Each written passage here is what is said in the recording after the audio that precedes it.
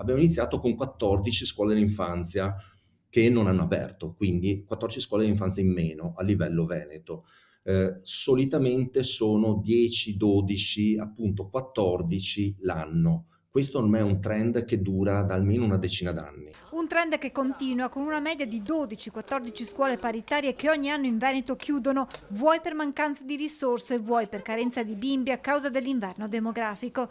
Tra gli istituti che hanno chiuso nel Vicentino, altrettanti nel Veronese e nel Trevigiano, nella Marca 2 scuole nel solo territorio comunale di Moriago della Battaglia, uno rispettivamente nel Bellunese, Rodigino e Veneziano, una flessione del 4% di iscritti che si traduce in 2500 bimbi in meno nelle scuole dell'infanzia.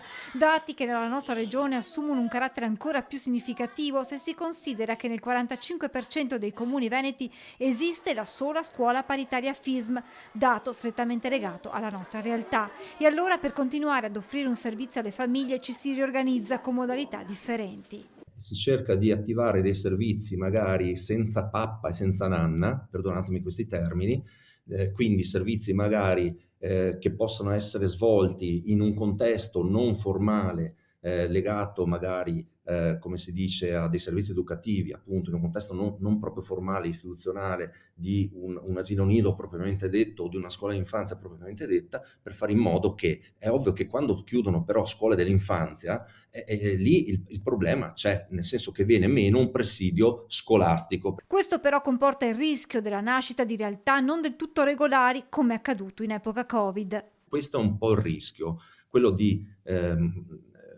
sguarnire i territori e allo stesso tempo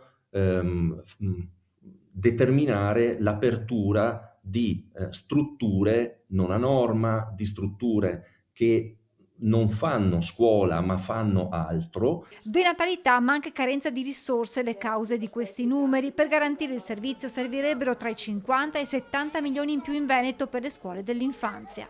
Il Veneto purtroppo manca di un vestito su misura, perdonatemi se utilizzo questo termine, di un vestito su misura da un punto di vista di contributi, soprattutto statali. Un appello alla politica nazionale dunque e guardando invece a quella regionale il pensiero dice chi va ai candidati alle prossime elezioni riportando in primo piano il tema dell'addizionale IRPEF. Che questo è sì un risparmio rispetto alle tasse che vengono pagate dai cittadini, però ci manca quel polmone finanziario che altre regioni hanno, cioè la regione Emilia-Romagna, voglio dire, ha di addizionale IRPEF un introito di circa 800-900 milioni l'anno, va bene, noi siamo a zero.